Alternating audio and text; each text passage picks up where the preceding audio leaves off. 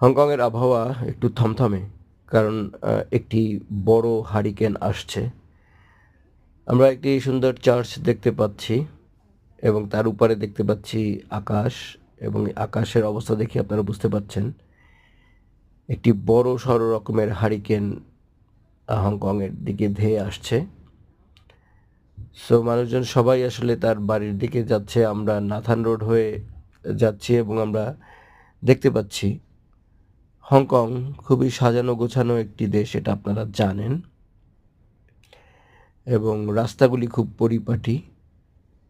সবচাইতে বড় ব্যাপারটি যেটি বলতে চাচ্ছি সেটা হচ্ছে খুব ছোট রাস্তার মধ্যে থেকে অনেক অনেক যানবাহন চলে যাচ্ছে, কিন্তু কোনো বড় রকমের জাম বা যানজট সৃষ্টি হচ্ছে না, একদমই না। শুধু সিগন্যাল পড়লে একটু স্টপ হয়।